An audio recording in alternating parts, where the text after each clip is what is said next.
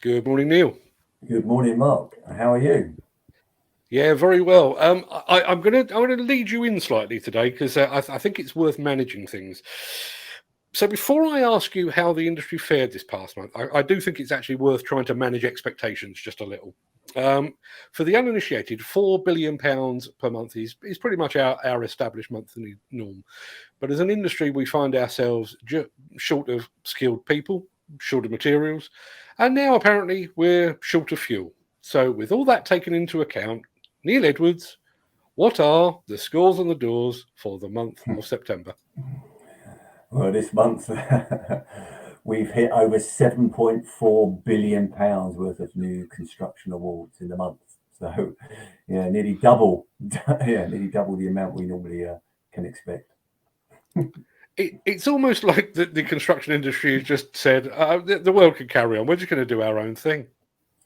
Yeah, and it has, and it's fantastic. It really is.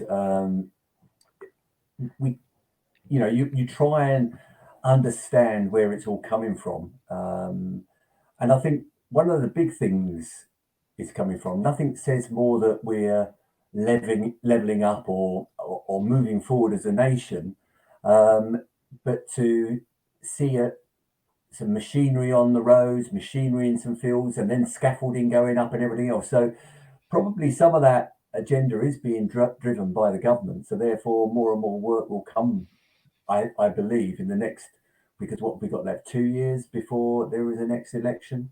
So I think you'll see that even more in the next 2 years, construction moving forward.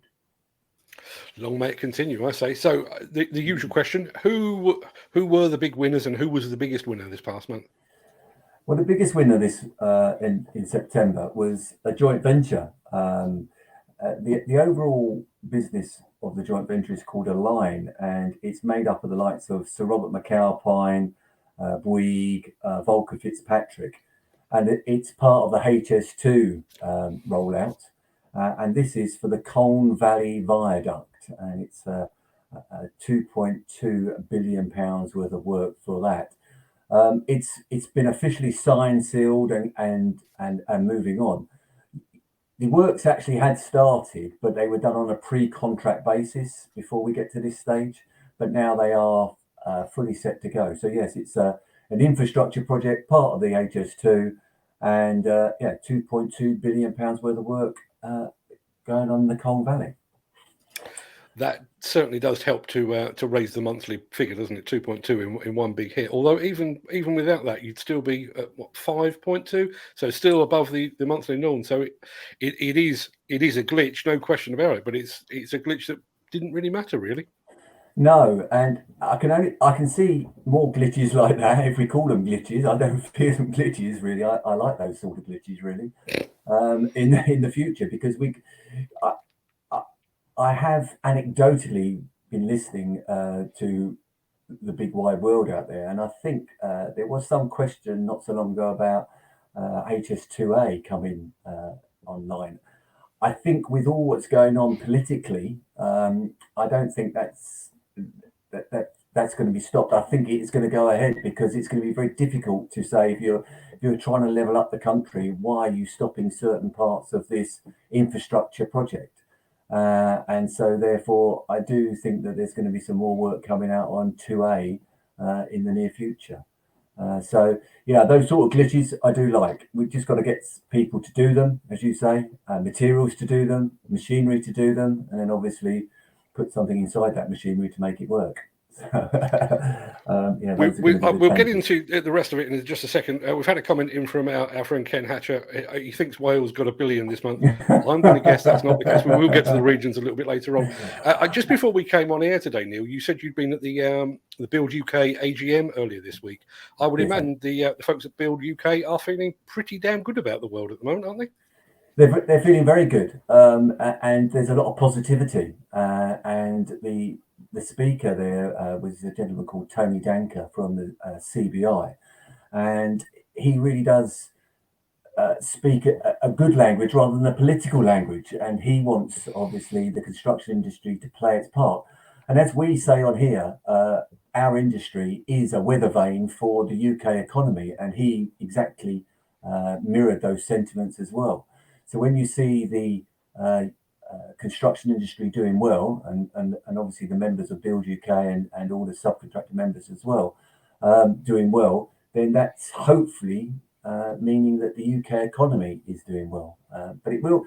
There was a concern over inflation because when you do get the economics, it could cause slight inflation, and we are seeing that trickling down through many of the projects and many of the materials and many of the labour at the present moment in time. So we've got to have a plan and a strategy to get over that, and that is to obviously develop apprenticeships and not see apprenticeships as something that's second rate compared to a university degree. I think apprenticeships and apprentices are as on a level, but we've got to get that mindset changed as well. Absolutely right. Let's look at the league table. So we know who the team were at the top. Who came in second? Second this month was BAM, and they also picked up a couple of large infrastructure projects. The largest one of those, and it's a route that I've taken quite a lot of the time actually, is the A27 near down in Arundel, and it's the A27 Crossbush, shall I say, to Yapton Lane.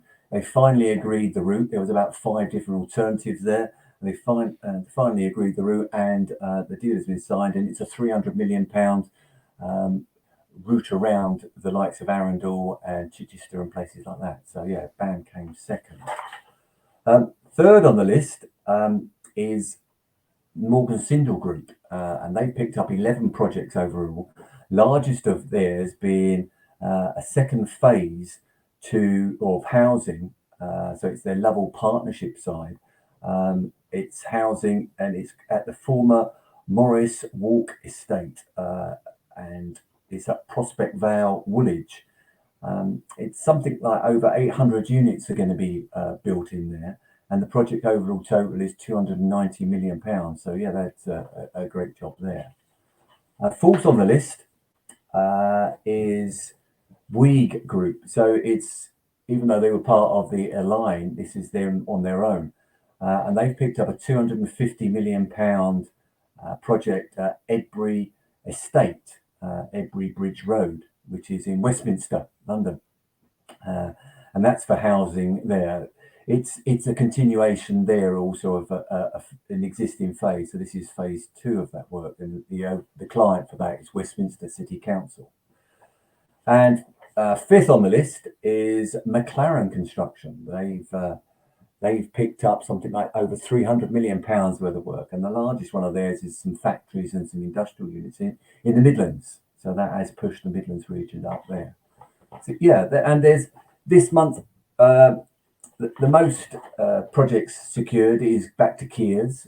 They've picked up 14 projects this month, and they're actually in 14th position on the table. Now the largest one of theirs is a £66 million project at Mogden Water Treatment Works, which is in Isleworth. It's some works around sewage treatment plant. But yeah, 14th and 14 projects. And this month also, how many topped the £100 million mark this month? Yeah, only 16. So, we look at, as we always say, between 10 and 20. So 16 is above average. And yes, the largest, as I say, was Align 2.2. And in 16th place was United Living Group with £103 million worth of work. So, yeah.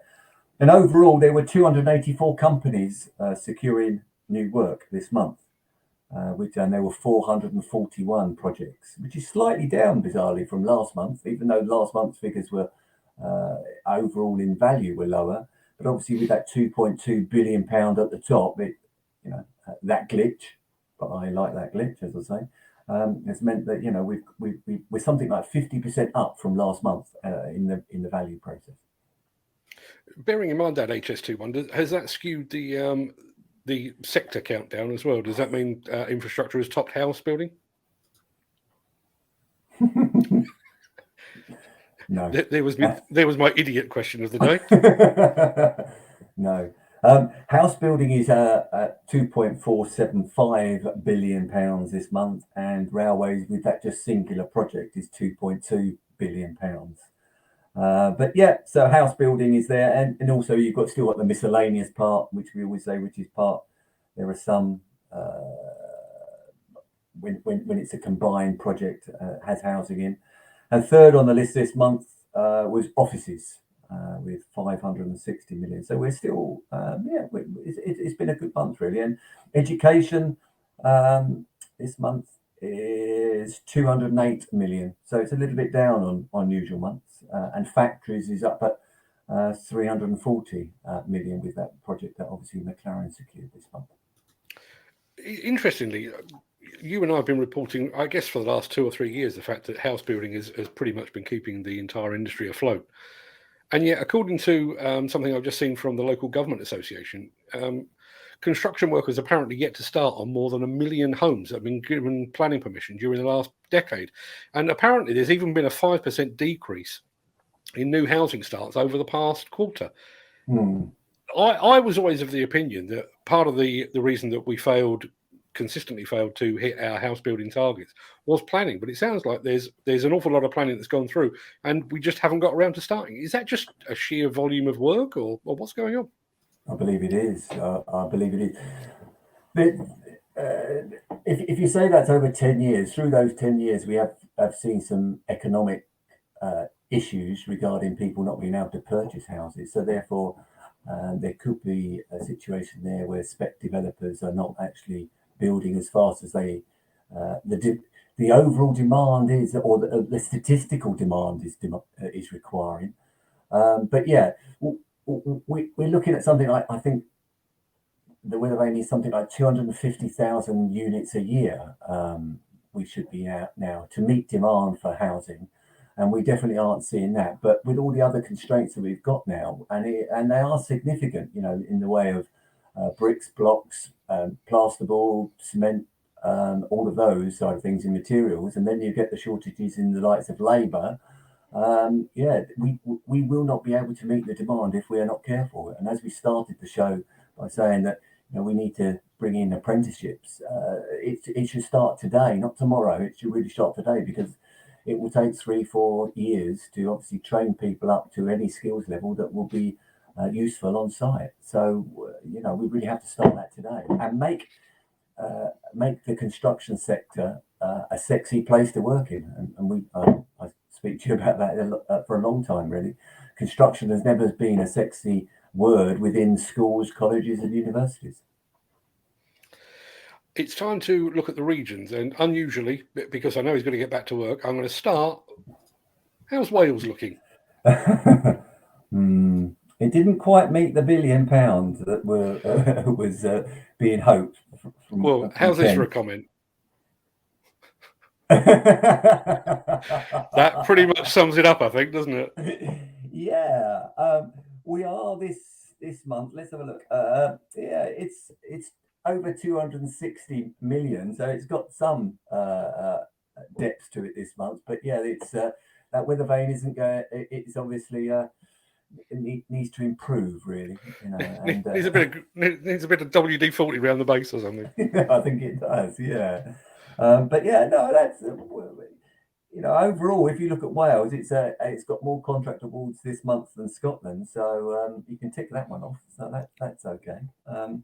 But yeah, with that project in the Colne Valley, Hertfordshire, so we've stuck that project in that. We stuck that project in there, and so they're overall at 2.2. So they have pipped London, which is 2.1 billion.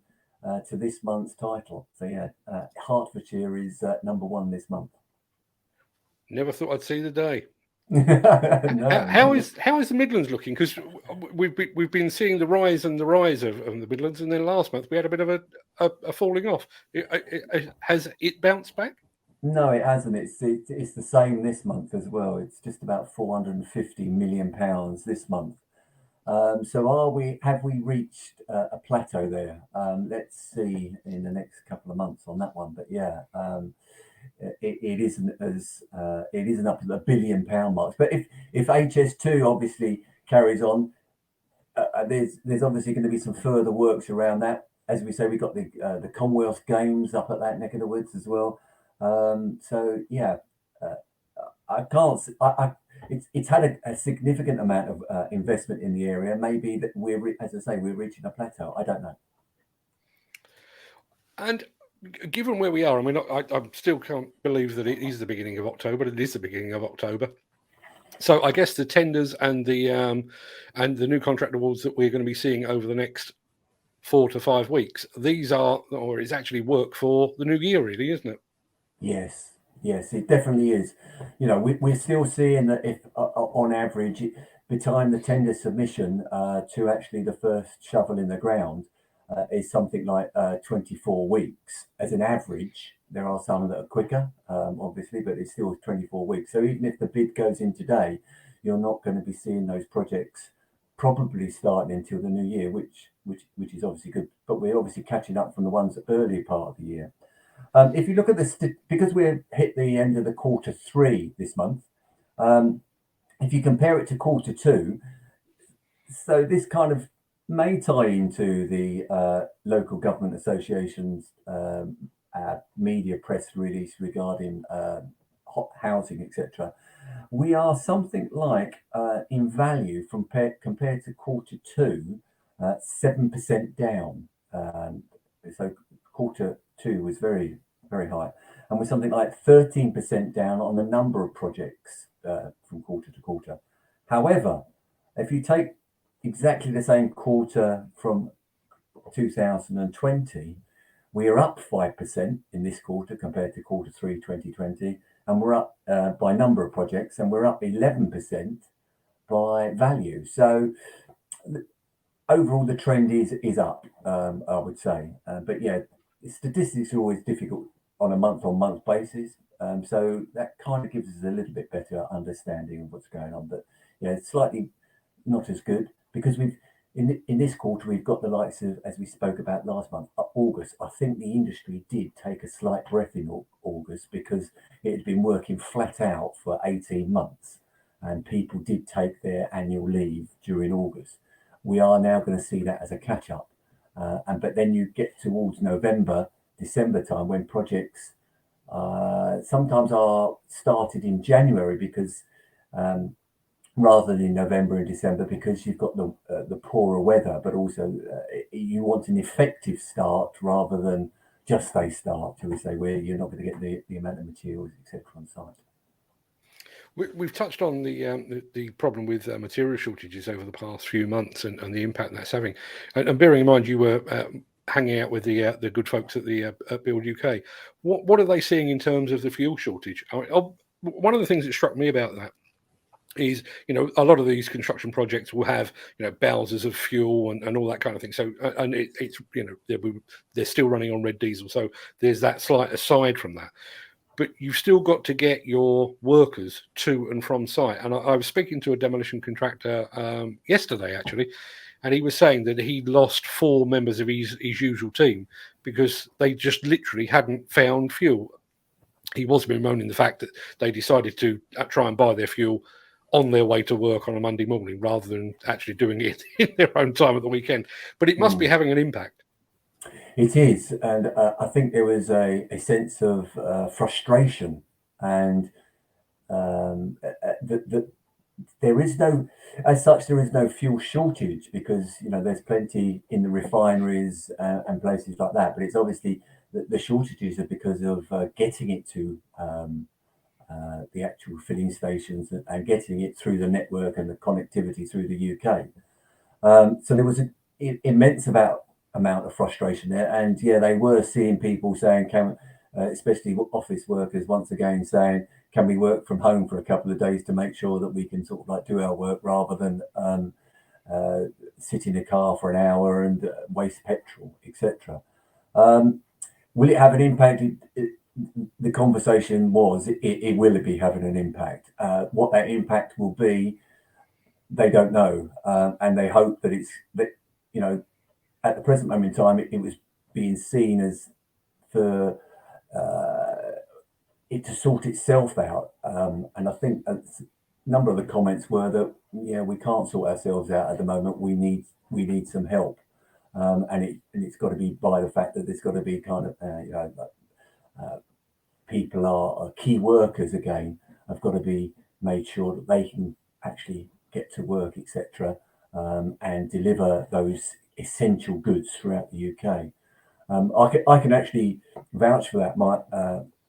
My father has cancer, and he gets delivered his cancer drugs on a weekly basis by the NHS at the Royal Marsden in Sutton. And they contacted him this week to say, "I'm sorry, we can't actually deliver your drugs," which is, and so the question was why. He said, because the delivery drivers are running low on fuel, but you can come along to the Royal Marsden itself and collect them yourself. So it is having an impact through the whole of the country, this fuel shortage, and it doesn't need to happen. It really is. The word panic has been put into the conversation, and that has just disseminated through everybody. And they are panic buying. It really is ridiculous. You can really see that. I've got a Shell garage fairly close to where I live, and it's on a corner. It's a really sort of sleepy little part of the town, and when you go there normally, there's cobwebs on the pumps because so few people use it. It's not really on a road to anywhere. The last week or so, it's been absolutely chocker. I would imagine the guy working the till in there is probably having a nervous breakdown. He's never seen so many customers, and unfortunately, that has the knock-on effect of whatever delivery they get, which in the past would have probably lasted them a week, 2 weeks, possibly even a month. It's gone in a day. Yeah, and it is a case of we need to look at ourselves in the mirror and say to ourselves, why are we being so selfish? We've seen some of those ridiculous photographs of people filling up jerry cans, etc., and even water bottles. You think to yourself, come on, everybody, there is enough for everything, and we need to calm down. And there is nothing like a shortage of petrol to a shortage of HGV drivers to deliver the petrol. There isn't a shortage of petrol. I must stop saying that. A shortage of HGV drivers to actually deliver the petrol, but to send the UK population into kind of panic mode is sort of like, I haven't got any petrol. I must get petrol. I need to get out. Whereas we've all learned over this period of time we don't have to get out because with the pandemic we haven't been out. So Yeah, maybe this is a sign of me maturing or softening with age, but it did occur to me, and this is a strange analogy to draw, but when people are talking about mental health, you never know what other people are going through, and I saw, same as you did, TV headlines and media headlines about people filling up jerry cans. And my initial response was, that's typical Brits. They've gone into panic mode and they're buying. But how many of those, I wonder, are in the same position? I mean, my father's got cancer the same as yours has. And I went out. I'll be honest, I didn't make a special trip, but I saw the petrol station was open. I managed to get some fuel, and I did that purely because my father, is whatever it is, 50, 60 miles away, and he might need me. And I'm sure that's been in your mind as well. I would imagine there are a lot of people. There will always be the lunatics that must have petrol just so that nobody else gets it. But I would imagine between work and supporting the elderly parents or children that need to get to school over a distance, there will be a demand there, won't there? Yeah, you kind of you have to balance it up in your own head as well, because at one point you do say oh, that's ridiculous, but anxiety levels throughout everybody at the present moment in time have grown, because you've also got the other thing, which is type of fuel, is obviously the gas prices are going up, which will mean that obviously a knock-on effect to manufacturing and all of those sort of things. But it's also for the people at home. They're seeing those prices going up, and then they are seeing certain suppliers going out of business or removing themselves from the market. And so that's another layer of anxiety. So I do understand. I suppose it's a frustration, and that's what everybody was saying at Build UK AGM. It's a frustration that it's an added problem that we don't actually need at this present moment, because we need to come out of this pandemic. We need to keep carrying forward, and we've got lots of work to do but it's an added problem that doesn't have to be there. And I suppose that's the frustration. We've kind of made it ourselves, and we should sort of like come back a bit from it, really, because we don't need to. Yeah, absolutely. Now, I don't want to be that guy that puts up his Christmas decorations in September, but as you rightly said, we are at the point now where any work that's won between now and Christmas is actually New Year work. So with that in mind, we've just had a £7.4 billion month. 2022 is looking pretty good at the moment, isn't it? It is, yeah, I think it is. And I think there's going to be many plates spinning in the air to try and make sure that we can actually do the work that we've got on the books, and make sure that we can actually bring it to site and actually finish it on time or within budget as well. So yeah, it's going to be an interesting 2022, and I think there are going to be some initiatives, I hope, in the new year regarding apprenticeships, and making sure that we fill in the gaps where some workers have left the UK and gone back home. Because if we don't, 2023 could be a year where we kind of have got lots and lots of work to do, but we can't actually do it, and that'll only go against the government, shall we say, and they'll be looking for the next term of government in the UK. Yeah, I mean, interesting. Since you and I last spoke, the government did announce this, what do they call it, the infrastructure pipeline, where they've earmarked £650 billion for the next decade. And that's not due to start for another 3 years, which, no great surprise, is possibly the first of Boris Johnson's or the first part of Boris Johnson's second term. So, we all know the circumstances. But I spoke earlier this week about the fact that HS2 in its first year created 20,000 jobs, which is a remarkable performance. That's fantastic. But we've got to come up with 21 times that many in 3 years. As it stands at the moment, I'm not entirely sure how we do that. No, and as I said, we've got to put a different emphasis from the way we look at young people, and it's not just young people, but it's the whole kind of way. Construction needs to be promoted up the league table of good jobs, and apprenticeships are a fantastic way because you're learning on the job, and that is a great way to do things. Yeah, obviously university degrees are good as well, because but we've got to put them up together, not kind of put one against the other. We've got to put them up and put them up together. So, because some people prefer to be more manual side of things rather than the university side of things. So yeah, I think there's a different language got to be spoken about within the number of schools and educational establishments to say, construction is a worthy career course in the future. Yeah, and again, going back to that infrastructure pipeline, if somebody came out of school now and managed to get on an apprenticeship and got themselves in, there's a decade of well-paid work to be had right there. And as we've discussed before, there is that career ladder. It's well defined. You do that job, you escalate to that, and you escalate to that, and your wages and the car you drive and everything else just goes along with it. And I think that's some of the language that you mentioned the term language. That's the language we need to be speaking. It's not all muck and bullets and mud and rain. There's great opportunities and great financial opportunities as well.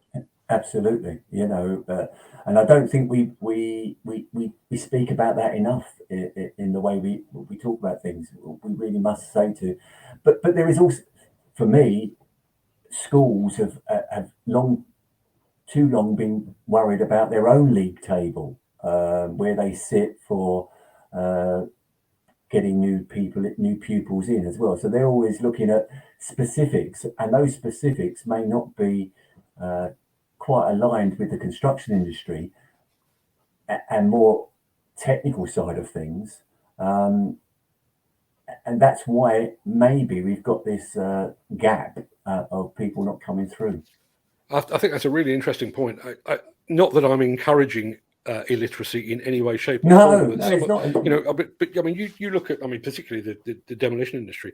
I know people that are illiterate or semi-literate, but man alive, they're as sharp as anything, and they are running multi-million-pound businesses. They've not let that. And I think you're right. I think schools are geared towards academic achievement, which is great, and thankfully, that's the path that I pursued, and that's why I ended up talking to myself 5 days a week. But when if you are skilled with your hands, if you are a hard worker and you're not academically gifted, there's nothing to stop you, driving the BMW or potentially the Bentley either, is there? No, not at all. And that's what I think. There's got to be maybe there's got to be some key mentors going round, and actually telling people. I think getting round to schools, colleges, and educational establishments, actually saying, "Look, this is where I've come from. This is what I had, and this is what I've now got." So the path is there. You can achieve. You do not have to be a grade one first at university or whatever. You can be more practical in your life and still achieve great things. Absolutely. Neil, it's been insightful as ever. It looks like we're going to kick off the new year positively. So fingers crossed. Yeah, I probably shouldn't have said that out loud, because I am the kiss of death on these things. I always I mentioned the fact that you were coming on the show, and I said I wouldn't mention football, but I'm going to, because West Ham won in Europe last night. How are Crystal Palace doing? Yeah, okay. Not as good as the British economy. Yeah, we had a disappointing draw at Monday night when we were winning, obviously, up until about the 95th minute. So yeah, yeah. I think the school report will be saying could do better. That's what all of my school reports actually said, funnily enough. Neil, it's been a pleasure. I'll let you get back to the day job. Keep us informed on what's coming up. We are starting that sort of inexorable decline towards Christmas. December tends to be a bit quieter. November maybe a little bit quieter, but I'll be interested to see exactly what numbers we come up with next month. Absolutely, yeah. Keep fingers crossed. I'll speak to you soon. Okay, good to speak to you. Cheers now.